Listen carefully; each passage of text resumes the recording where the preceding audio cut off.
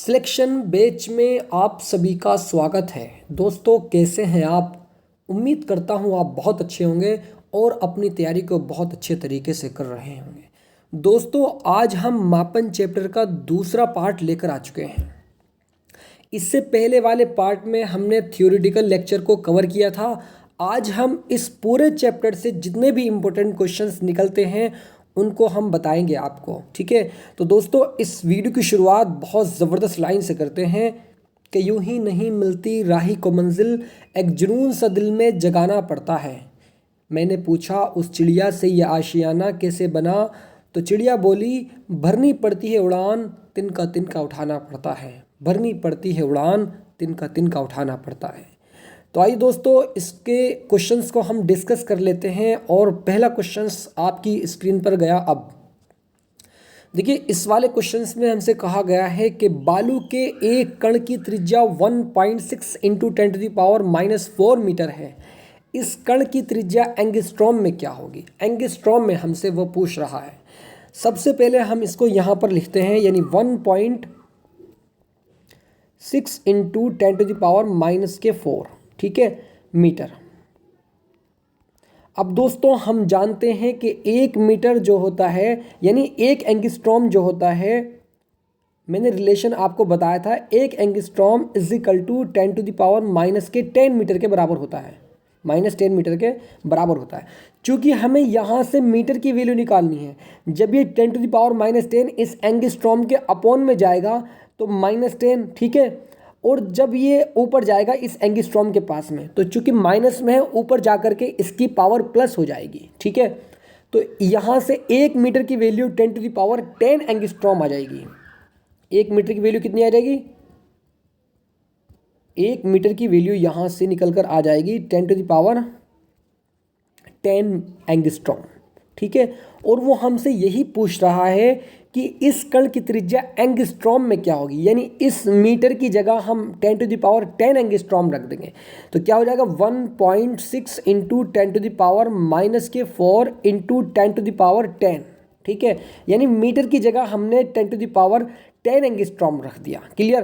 तो ये हमारा एंगस्ट्रॉम में चेंज हो गया। तो 1.6 इंटू 10⁻, चूँकि आधार समान है तो घातें जुड़ जाती हैं, तो -4 करेंगे और +10 करेंगे, तो यहाँ पर +10 और -4 तो +6 हो जाएगा, यानी 1.6 इंटू 10⁻6। कौन से ऑप्शन में आ रहा है? Option number A is the right answer. I hope दोस्तों ये क्वेश्चन आपको बहुत इजीली समझ आ गया होगा, मुझे पूरी उम्मीद है। दोस्तों, मैं आपको समझा रहा हूँ, इसलिए मुझे क्वेश्चन सॉल्व करने में देर लग रही है। ये क्वेश्चंस मैं सही बता रहा हूँ, 10 सेकंड का क्वेश्चन नहीं है ये, ठीक है। आई होप दोस्तों ये क्वेश्चन समझ आ गया होगा। नेक्स्ट क्वेश्चंस की और चलते हैं। तो यहाँ पर देखिएगा, इसमें कहा गया है कि 1 मिनट में माइक्रो सेकंड होते हैं। 1 मिनट में कितने सेकंड होते हैं, पहले हम इस पर बात करते हैं। तो 1 मिनट में जो सेकंड होते हैं वो 60 सेकंड होते हैं। 1 मिनट में 60 सेकंड होते हैं, ठीक है। अब हम जानते हैं कि माइक्रोन में और सेकंड में क्या रिलेशन होता है। हम जानते हैं कि एक माइक्रोन जो होता है वो 10⁻⁻6 सेकंड के बराबर होता है, ठीक है। अगर हम यहाँ से सेकंड की वैल्यू निकालें तो 10⁻6 इसके नीचे जाएगा और ये फिर ऊपर चला जाएगा, ठीक है। यानी इस तरह से 1 second is equal to 1 micron upon 10⁻6। चूँकि ये हमारा नीचे है, अपॉन में है, और इसकी जो पावर है वो माइनस में, जब ये ऊपर जाएगी तो पावर प्लस हो जाएगी, ठीक है। ये बात आप अच्छे से जानते हैं। तो यहाँ पर हमारा हो जाएगा 10⁻1 इंटू 10⁻6 माइक्रोन, ठीक है। यानी हम क्या काम करेंगे, 1 सेकंड की जगह 10⁻6 लिखेंगे। 1 सेकंड की जगह, यानी इसकी जगह 10⁻6 लिखेंगे, तो 60 इंटू 10⁻6, ठीक है। अब यहाँ पर देखिएगा, ये 0 जो है इधर प्लस हो जाएगा और यहाँ से 0 ख़त्म हो जाएगा, तो 6 इंटू 10⁻7 हो जाएगा। कौन से ऑप्शन में आ रहा है? Option number B is the right answer. I hope दोस्तों ये क्वेश्चन भी आपको बहुत इजीली समझ आ गया होगा, मुझे पूरी उम्मीद है, ठीक है। नेक्स्ट क्वेश्चन की ओर चलते हैं और ये वाला क्वेश्चन देखते हैं। इसमें कहा गया है कि एक जीवाणु का आकार 1 माइक्रोन है। एक जीवाणु का आकार जो है वो 1 माइक्रोन है। 1 मीटर लंबाई में जीवाणुओं की संख्या क्या होगी, ये हमसे पूछ रहा है। आइए हम समझते हैं। तो देखिए, जीवाणु का आकार 1 माइक्रोन है और हम जानते हैं कि 1 माइक्रोन जो होता है वो 10⁻⁻6 मीटर के बराबर होता है। 10⁻⁻6 मीटर के बराबर होता है। चूंकि हमें यहाँ पर 1 मीटर लंबाई में जीवाणुओं की संख्या बतानी है। अब यहाँ से जैसे ही हम 1 मीटर की वैल्यू को फाइंड करेंगे तो ये 10⁻⁻6 1 माइक्रोन के नीचे आएगा डिवाइड में। फिर ये जब ऊपर जाएगा तो ये वाली घात जो है, ये पावर जो है ये प्लस हो जाएगी, यानी = 10⁻6 माइक्रोन। 10⁻6 माइक्रोन। कौन से ऑप्शन में 10⁻6 आ रहा है? Option number D is the correct answer. I hope दोस्तों ये क्वेश्चन भी आपको बहुत इजीली समझ आ गया होगा। इस सारे क्वेश्चंस को बिल्कुल एक्सप्लेन से समझते हुए चलेंगे। दोस्तों ये क्वेश्चन बहुत ज़्यादा इंपॉर्टेंट है आपके एग्जाम के दृष्टिकोण से। ठीक है, नेक्स्ट क्वेश्चन की ओर चलते हैं। अब देखिए, इसमें हमसे कहा गया है कि हाइड्रोजन परमाणु में इलेक्ट्रॉन नाभिक के चारों ओर 10⁻⁻6 नैनो सेकंड में एक चक्कर लगाता है। तो इलेक्ट्रॉन 1 सेकंड में कितने चक्कर लगाएगा, ये हमसे पूछ रहा है। ये मेन इंपॉर्टेंट बात इसमें कही गई है। ठीक है, तो देखिए 10 टू द पावर, ये कह रहा है कि इलेक्ट्रॉन जो है वो नाभिक के चारों ओर 10⁻⁻6 नैनो सेकंड, 10⁻⁻6 नैनो सेकंड। ठीक है, और हम जानते हैं कि 1 नैनो सेकंड और सेकंड में क्या रिलेशन होता है। हम जानते हैं कि 1 नैनो सेकंड जो होता है वो 10⁻⁻9 सेकंड के तुल्य होता है। ठीक है, बिल्कुल। अगर हम यहाँ से सेकंड की वैल्यू निकालें, तो 10⁻9 इसके अपॉन में आएगा। जब ये ऊपर जाएगा तो ये वाली पावर प्लस हो जाएगी। ठीक है, यानी 1 second = 10⁻9 nano second, 9 nano second. तो हम इसके यानी इस नैनो सेकेंड के बराबर में क्या लिखेंगे? देखिए यहाँ पर 1 नैनो सेकेंड जो होता है, 1 नैनो सेकेंड 10⁻⁻9 सेकेंड के बराबर होता है। ठीक है, चूंकि हमें यहाँ पर नैनो सेकेंड की वैल्यू निकालनी है।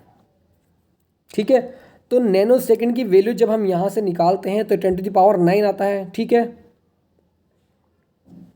तो यहाँ पर हम क्या रखेंगे? देखिए, इस सेकेंड की जगह, इस नैनो सेकेंड की जगह हम 10⁻⁻9 सेकेंड लिखेंगे। ठीक है, तो आइए हम रखते हैं उसको 10⁻⁻, चूंकि 1 नैनो सेकेंड जो होता है वो 10⁻⁻9 सेकेंड होता है। ठीक है, तो इस नैनो सेकेंड की जगह हम क्या लिखेंगे? 10⁻⁻9 सेकेंड लिखेंगे, 10⁻�9 सेकेंड लिखेंगे। चूंकि हमें यहाँ पर हमें सेकेंड की वैल्यू निकालनी है। 10⁻6 ये रहा और 10⁻�9 ये रहा। आधार समान है तो घातें जुड़ जाती हैं। तो जैसे ही ये प्लस होंगी तो 10⁻15 हो जाएगा। ठीक है, जब ये इधर जाएगा यानी इस सेकंड की वैल्यू हमें निकालनी है। देखिए यहाँ पर 1 सेकंड की वैल्यू हम निकालेंगे तो इलेक्ट्रॉन अपॉन 10⁻⁻15 हो जाएगा। जब ये ऊपर जाएगा तो पावर इसकी प्लस हो जाएगी, यानी 10⁻15 हो जाएगा। कौन से ऑप्शन में देखने को मिल रहा है 10⁻15? तो यहाँ पर option number C is the right answer. I hope दोस्तों ये क्वेश्चन भी आपको बहुत इजीली समझ आ गया होगा। नेक्स्ट क्वेश्चन की ओर मूव करते हैं। अब ये वाला क्वेश्चन देखिएगा, किसी तारे से पृथ्वी तक प्रकाश के आने में 5 वर्ष लगते हैं। किसी तारे से पृथ्वी तक प्रकाश के आने में 5 वर्ष लगते हैं। तारे की पृथ्वी से दूरी क्या होगी? दूरी वो हमसे पूछ रहा है। तो देखिए, हम सभी लोग जानते हैं कि जो प्रकाश की चाल होती है c = प्रकाश की चाल जो होती है वो c = 3 × 10⁸ मीटर पर सेकेंड होती है।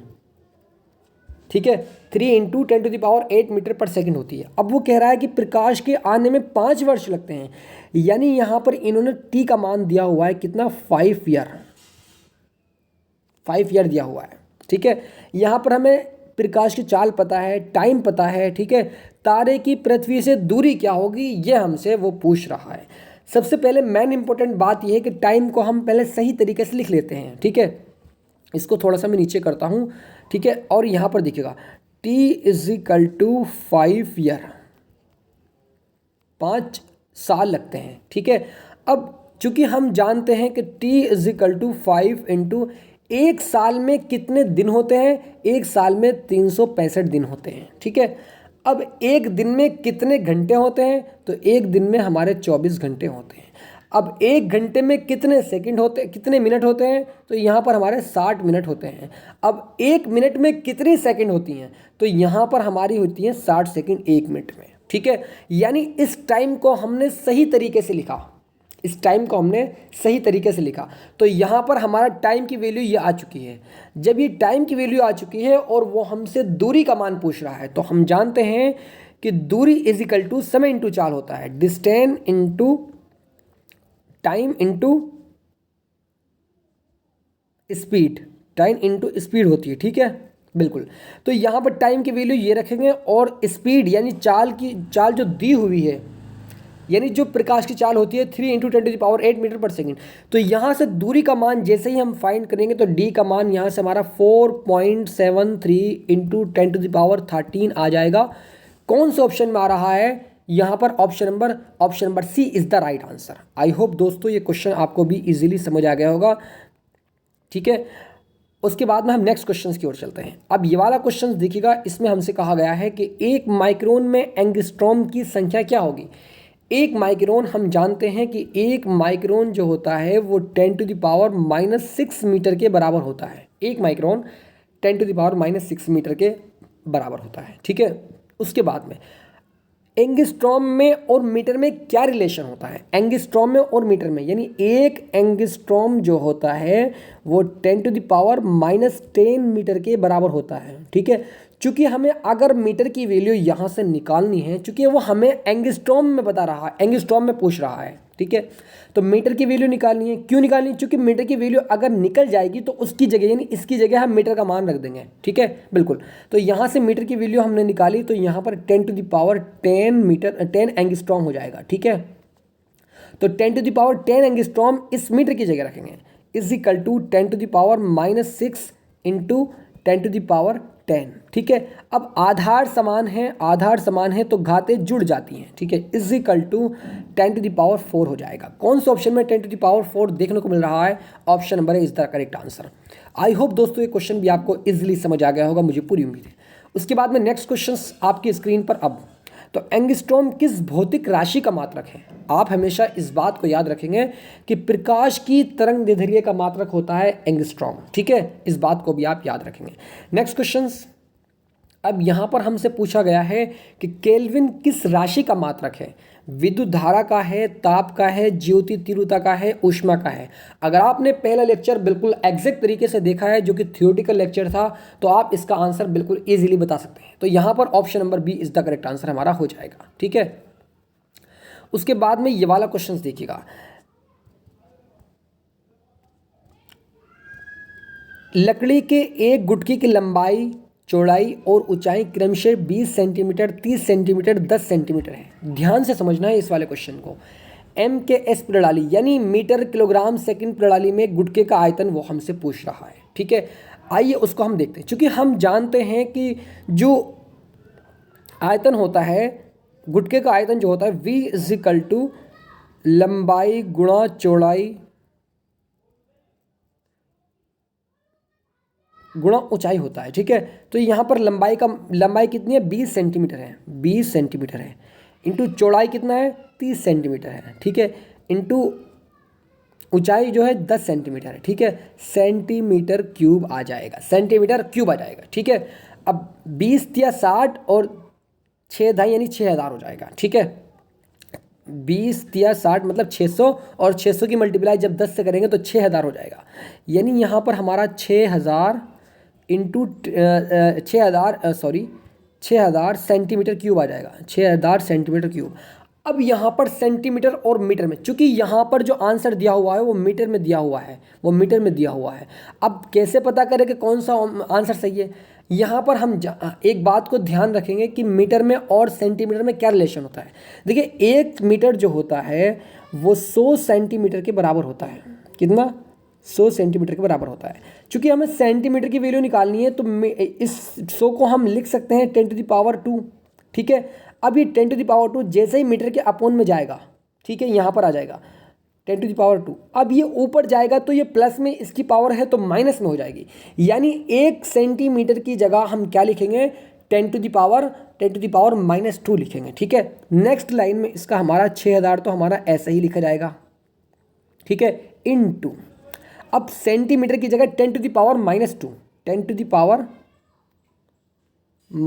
और इसकी पावर क्या है, इसकी पावर 3 दी हुई है, ठीक है, सेंटीमीटर क्यूब है ना, तो सेंटीमीटर की जगह तो हमने 10⁻², क्यूब यानी क्यूब अपनी ही जगह।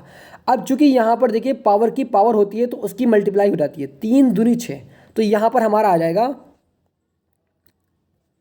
6000 इंटू 10⁻⁻6 आ जाएगा, 3 दूनी 6, ठीक है।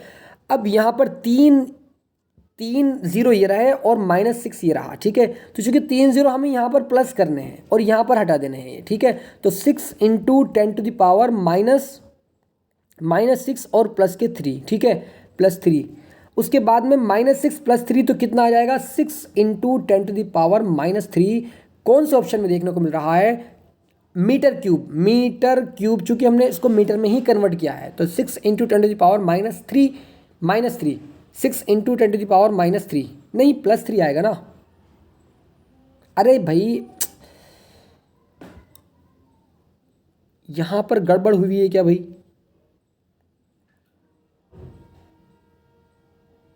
-3, 6 इंटू 10⁻⁻3, हाँ सही तो है, option number is the correct answer, सही तो है भाई, 6 into 10⁻³ metre cube, option number is the correct answer हो जाएगा, ठीक है। आई होप दोस्तों ये क्वेश्चन भी आपको इजीली समझ आ गया होगा, मुझे पूरी उम्मीद है। नेक्स्ट क्वेश्चन गया आपकी स्क्रीन पर। अब ये वाले क्वेश्चन में हमसे कहा गया है कि एक घन की भुजा 1.2 सेंटीमीटर मापी गई, घन का आयतन शुद्ध सार्थक अंकों में बताइएगा। शुद्ध सार्थक अंक का मतलब क्या होता है, पॉइंट के बाद सिर्फ एक ही अंक लेना पड़ता है, इस चीज़ को भी आप याद रखेंगे। शुद्ध सार्थक अंक पूछे तो पॉइंट के बाद एक ही हम लेंगे, ठीक है। अब हम जानते हैं कि घन का आयतन जो होता है V = a³ होता है, क्योंकि a क्या है, a एक भुजा है और भुजा का मान यहाँ पर 1.2 सेंटीमीटर दिया हुआ है, तो V = 1.2 का क्यूब हो जाएगा यहाँ पर, ठीक है। हम जानते हैं कि 12 का क्यूब जो होता है वो 1728 होता है, क्योंकि यहाँ पर पॉइंट के बाद में एक अंक है और पॉइंट से पहले एक अंक है, ठीक है, तो पॉइंट एक अंक के बाद में जो पॉइंट होगा वहाँ पर हम लगा देंगे, ठीक है।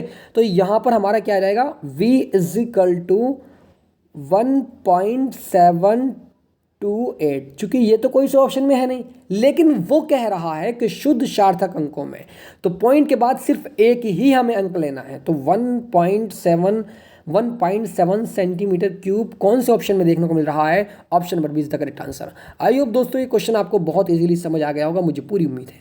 नेक्स्ट क्वेश्चन गया आपकी स्क्रीन पर। अब कह रहा है कि लीटर किस पद्धति का मात्रक है, लीटर किस पद्धति का मात्रक है ये हमसे पूछ रहा है, तो मीट्रिक का है, एमकेएस पद्धति का है, या ब्रिटिश का है, या भारतीय का है, ठीक है। तो यहाँ पर ऑप्शन नंबर है इज द करेक्ट आंसर हो जाएगा, लीटर मीट्रिक का मात्रक है, ठीक है,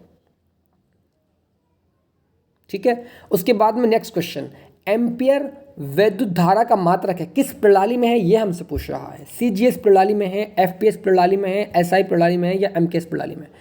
ये दोस्तों सारी चीज़ें मैंने पहले वाले लेक्चर में कवर की थी, अगर आपने नहीं देखा हो तो बहुत इंपॉर्टेंट है, देख लीजिएगा उसको, ठीक है। तो चूंकि यहाँ पर कह रहा है कि एम्पियर विद्युत धारा का मात्रक है एसआई पद्धति में, इसको हम इंटरनेशनल सिस्टम भी कहते हैं, ठीक है। उसके बाद में हम नेक्स्ट क्वेश्चन की ओर मूव करते हैं। अब यहाँ पर देखिएगा वर्नियर कैलिपर्स की अल्पतमांक क्या होती है। देखिए कई बार मैंने ये देखा है कि 0.01 मिलीमीटर भी होती है कैलिपर्स की अल्पतमांक, और उसके बाद में 0.02 भी होती है। तो यहाँ पर हमारा option number B is the correct answer हो जाएगा। अगर आप देखिए यहाँ पर दोनों ऑप्शन इसके सही हैं, लेकिन हमारी बुक में जो दिया हुआ है वो बी दिया हुआ है, ठीक है। इन दोनों से कोई मतलब नहीं है, दोनों गलत हैं। इन दोनों में से एक सही है, जो कि दोनों ही सही हैं, ठीक है। ये दोनों ही सही हैं। कभी कभी 0.01 मिलीमीटर भी होता है, 0.02 मिलीमीटर भी होता है, ठीक है। तो आप इन दोनों को याद रखेंगे। उसके बाद में ये वाला क्वेश्चन देखिएगा, स्क्रू गेज किस सिद्धांत पर कार्य करता है। देखिए स्क्रू गेज जो है वो पेंच के सिद्धांत पर कार्य करता है, ठीक है, पेंच के सिद्धांत पर। स्क्रू जो होता है मतलब पेंच, अरे भाई किसी बोर्ड में किसी नट में आप पेंच को लगाएंगे तो उसको घुमाना पड़ता है ना, यानी पेंच को, तो वो कह रहा है कि किस सिद्धांत पर कार्य करता है, तो पेंच के सिद्धांत पर कार्य करता है स्क्रू गेज, ठीक है। इस चीज़ को भी आप याद रखेंगे। उसके बाद में अब वो कह रहा है कि एक प्रकाश वर्ष में कितने माइक्रोन होते हैं? एक प्रकाश वर्ष में कितने माइक्रोन होते हैं? तो हम जानते हैं कि एक लाइट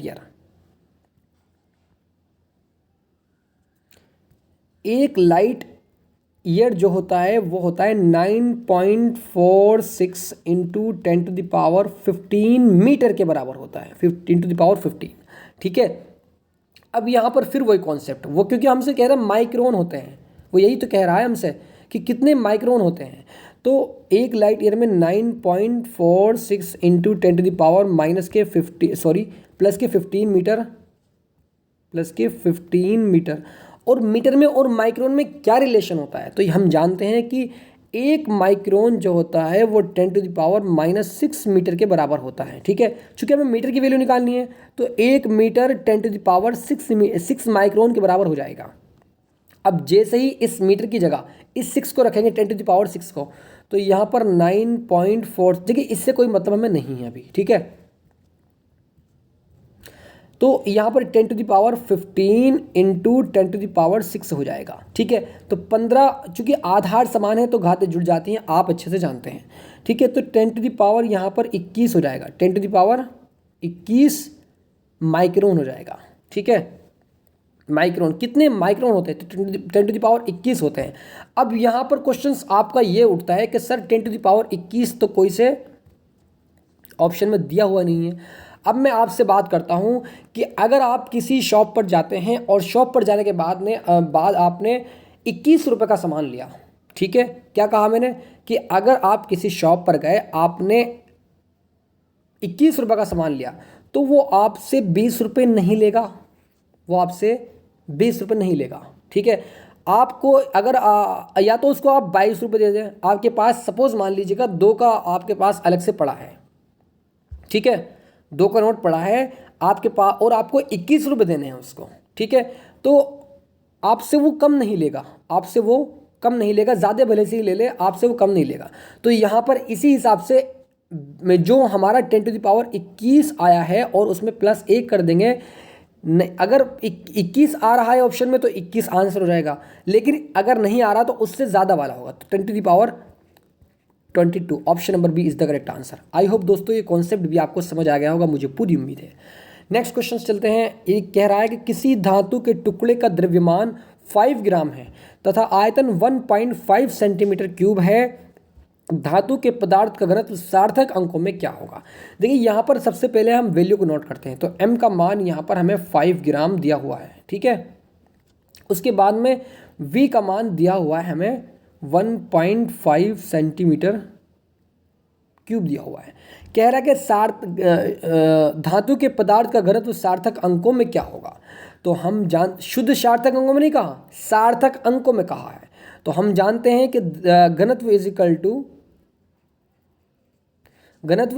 टू द्रव्यमान बटा, द्रव्यमान मतलब m बटे v। ठीक है, तो m का मान यहाँ पर कितना है? 5 दिया हुआ है, 5 ग्राम अपॉन, और आयतन 1.5 है। ठीक है, तो यहाँ से पॉइंट हटाएंगे और 0 यहाँ पर बढ़ा देंगे, 15×45। ठीक है, 15×45, तो यहाँ पर 3 पॉइंट, उसके बाद में यानी इस 50 को जैसे हम काटते हैं, 50 को 15 से हम काटते हैं तो 15×45 बचा 5, लगा दिया पॉइंट, उतार लिया 0, 15×45 यहाँ पर 45 बचा 5, उतार लिया 0, यानी यहाँ पर हमारा 3.333 ग्राम पर सेंटीमीटर क्यूब आ जाएगा, यानी रिपीट हो रहा है बार बार। तो option number A is the right answer. I hope दोस्तों ये कॉन्सेप्ट भी आपको समझ आ गया होगा, मुझे पूरी उम्मीद है। नेक्स्ट क्वेश्चन की ओर चलते हैं। सारे क्वेश्चंस को ईजिली समझते हुए चल रहे हैं, मुझे पूरी उम्मीद है। ठीक है दोस्तों, कमेंट में ज़रूर बताना है आपको, है ना, सारे क्वेश्चन समझ आ रहे हैं या नहीं। आप बहुत समझदार हो चुके हैं अब। तो यहाँ पर देखिए 0.06050 में सार्थक अंकों की संख्या क्या होगी? अरे ये वाला क्वेश्चन भी मैं बताऊँ क्या? ये वाला क्वेश्चन भी मुझे बताने की ज़रूरत है क्या? मैंने आपसे ये कहा था पहले लेक्चर में कि अगर कोई पॉइंट से पहले अगर कोई शून्य अंक है और पॉइंट के बाद में कोई शून्य अंक है, पॉइंट के तुरंत बाद, तो उसको काउंट नहीं करते हैं। जो अशून्य अंक होते हैं यानी शून्य नहीं होते हैं, जैसे 6060, तो वे सभी अंक जो होते हैं वो सभी अंक सार्थक अंक होते हैं। तो 6050 यानी 4 इसमें सार्थक अंक है, तो option number D is the correct answer. ठीक है, नेक्स्ट क्वेश्चन। अब ये कह रहा है कि 4270 का कोटि मान पूछ रहा है। मैंने आपको लेक्चर में यही बताया था कि कोटि क्या होती है और कोटि मान क्या होता है। देखिए 4270 इजिकल टू, अब यहाँ पर हमें पॉइंट लगाना है, ठीक है। तो 4.270 इंटू 10⁻³ आ जाएगा, ठीक है। कितना आ जाएगा? 10⁻³ हो जाएगा हमारा, ठीक है। चूंकि हम लेफ्ट से राइट से हम लेफ्ट को चल रहे हैं तो प्लस आएगा। अगर हम लेफ्ट से राइट को चलते तो यहाँ पर माइनस आता, ठीक है। लेकिन अभी हम राइट से लेफ्ट चल रहे हैं, ठीक है। तो ये बात आप अच्छे से जानते हैं। अब दूसरी बात आपकी यहाँ पर ये होती है कि वो कोटि मान पूछ रहा है हमसे, ठीक है। अब 4.270 अगर 3.16 से बड़ा है, अगर 3.16 से बड़ा है तो इसमें एक प्लस कर देंगे। अगर 3.16 से ये छोटा है तो इसमें हम एक माइनस कर देते हैं, तो अभी ये जो 3.16 से बड़ा है 4.27, तो इसमें हम प्लस करेंगे, ठीक है। तो इसकी कोटि कितनी हो जाएगी? इसकी कोटि 10⁻⁴ हो जाएगी। इसका कोटि मान कितना होगा? वो चूंकि वो हमसे कोटि मान पूछ रहा है तो कोटि मान इसका 4 हो जाएगा, लेकिन किसी भी ऑप्शन में 4 नहीं दिया हुआ है, ठीक है। तो यहाँ पर हमारा 10⁻⁴ यानी option number C is the correct answer. चूंकि दोस्तों अगर वो हमसे कोटि पूछता 4 होती, कोटि अगर पूछता तो 10⁻⁴ होता, कोटि मान 4 होता है, ठीक है। तो यहाँ पर option number C is the correct answer हो जाएगा हमारा, ठीक है। इस चीज़ को भी आप याद रखेंगे। नेक्स्ट क्वेश्चन की ओर चलते हैं। कह रहा है कि सुग्राही संयंत्र से मापन करने पर शुद्धता बढ़ जाती है क्यों बढ़ जाती है? सुग्राही संयंत्र से मापने के लिए शुद्धता जो बढ़ जाती है, क्यों बढ़ जाती है? क्योंकि इसका सार्थक अंक अधिक होता है, इसलिए बढ़ जाती है। 19 में पूछा गया है, ठीक है। इस चीज़ को भी आप याद रखेंगे, बहुत ज़्यादा इंपॉर्टेंट है आप स्टूडेंट्स के एग्जाम के दृष्टिकोण से। अब नेक्स्ट क्वेश्चन, पिछट त्रुटि का कारण क्या है? देखिए क्या होता है कि बरसात के दिनों में या फिर नमी आने के कारण जो पेंच होता है वो ढीला पड़ जाता है, ठीक है। तो पेंच का डिबरी में ढीला पड़ जाना, पिछट त्रुटि मतलब नमी के कारण, ठीक है। 2007 में क्वेश्चन पूछा जा चुका है। उसके बाद नेक्स्ट क्वेश्चन, अब ये वाला क्वेश्चन देखिए समझना है ध्यान से। गोले की त्रिज्या की मापन में त्रुटि 1% है, यानी एक गोला है, अगर हम उसकी त्रिज्या में मापन करते हैं तो उसमें त्रुटि 1% आई है, ठीक है। इसके आयतन की गणना में त्रुटि क्या होगी? देखिए आयतन की पूछ रहा है, गोले का आयतन कितना होता है? V = 4/3 πr³ होता है। अब यहाँ पर दोनों ओर log लेते हैं, तो log V = log 4/3 πr³, ठीक है। अब m × n वाला फॉर्मूला लगाएंगे इसमें, तो यहाँ पर log v तो हमारा ऐसा ही रहेगा। देखिए यहाँ पर जब हम log m × n लगाएंगे तो यहाँ पर हमारा हो जाएगा log 4/3 पाई प्लस के log r³, चूँकि log m की पावर n की वजह से तो n log m होता है, ठीक है। तो यहाँ पर ये 3 log r हो जाएगा, 3 log r हो जाएगा, ठीक है।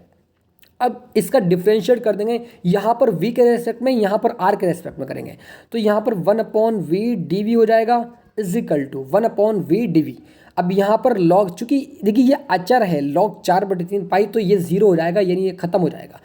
बात आती है इसकी 3 log r की, 3। अब log r का, इसको 3 को बाहर रखेंगे, इसका डिफरेंशियल करेंगे r के रेस्पेक्ट में, तो 1/r dr हो जाएगा, 1/r dr। अब वो कह रहा है कि त्रुटि 1% है, तो यहाँ पर 100 से मल्टीप्लिकेशन इसकी यहाँ पर कर देंगे और 100 से हम यहाँ पर इसकी मल्टीप्लाई कर देंगे, ठीक है। तो यहाँ पर अब वो हमसे कह रहा है कि चूंकि हमसे वो पूछ रहा है कि आयतन की गणना में त्रुटि कितनी होगी, ठीक है। तो आयतन में प्रतिशत त्रुटि जो होगी,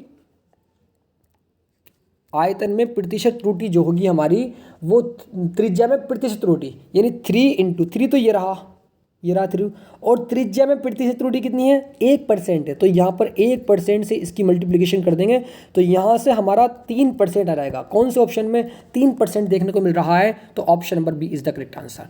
2011 में क्वेश्चन पूछा जा चुका है, बहुत ज़्यादा इंपॉर्टेंट है आपके एग्जाम के दृष्टिकोण से। ठीक है, नेक्स्ट क्वेश्चन, 0.310 इंटू 10⁻³ में सार्थक अंकों की संख्या क्या है। फ्री का क्वेश्चन है, फ्री का क्वेश्चन है, एकदम फ्री का, 1 नंबर फ्री का मिल जाएगा आपको, कुछ भी दिमाग लगाने की ज़रूरत ही नहीं है इसमें। अरे भाई, मैंने कहा था कि पॉइंट से पहले अगर शून्य अंक है, पॉइंट से पहले अगर शून्य अंक है और पॉइंट के बाद शून्य अंक हो तो उसको काउंट नहीं करते, अगर नहीं है तो फिर काउंट करना पड़ेगा। जैसे यहाँ पर पॉइंट के बाद में 310 तो तीनों ही काउंट होंगे, अगर 3 से पहले 0 होता तो 0 काउंट नहीं होता। तो 310 यानी 3 इसमें सार्थक अंक है, option number B is the correct answer. 2011 में क्वेश्चन पूछा जा चुका है, आप एग्जाम के दृष्टिकोण से बहुत ज़्यादा इंपॉर्टेंट है दोस्तों। कार्य का CGS मात्रक क्या है, कार्य का CGS मात्रक क्या है, तो option number C is the correct answer.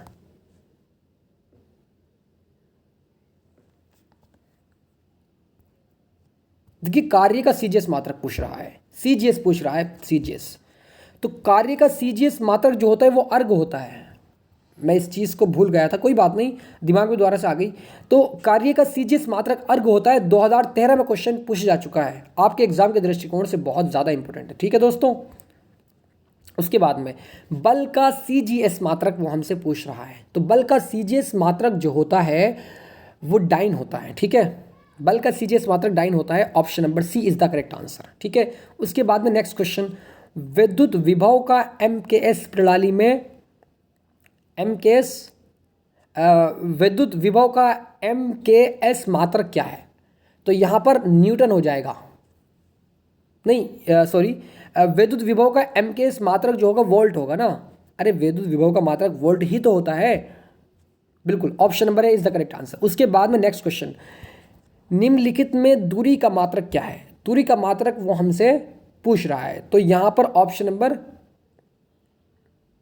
अच्छा दूरी का मात्रक नहीं है, निम्नलिखित में से दूरी का मात्रक नहीं है, तो मीटर भी दूरी का मात्रक है, सेंटीमीटर भी दूरी का मात्रक है, फुट भी दूरी का मात्रक है, न्यूटन नहीं है। तो option number C is the correct answer. I hope दोस्तों ये क्वेश्चन भी आपको समझ आ गया होगा, मुझे पूरी उम्मीद है। मुझे दोस्तों देखिए, इस मापन चैप्टर से जितने भी इंपॉर्टेंट क्वेश्चंस निकल रहे थे मैंने आपको सही तरीके से बताए हैं। कहीं भी आपको कोई दिक्कत आती है मैं आपके लिए हमेशा तैयार हूँ, तो कभी भी कॉल कर सकते हैं आप 9997574396। अब कभी का मतलब ये नहीं है कि आप 12 बजे के बाद मुझे कॉल करें, कभी का मतलब ये है कि आप किसी दिन भी मुझे कॉल कर सकते हैं। ठीक है, अब मैं आपसे बताता हूँ कि आप मुझे जो कॉल कीजिएगा वो सुबह को 10 बजे से लेकर, सुबह को 10 से लेकर शाम को 8 बजे तक किसी भी टाइम आप मुझे कॉल कर सकते हैं। ठीक है, बिल्कुल। तो दोस्तों आज के लिए इतना ही काफ़ी है, ये लेक्चर यानी ये चैप्टर पूरा समाप्त हो चुका है। नेक्स्ट चैप्टर के साथ में और नेक्स्ट लेक्चर के साथ में हम आपको मिलेंगे, तब तक के लिए बने रहिएगा। God bless you students, love you and take care.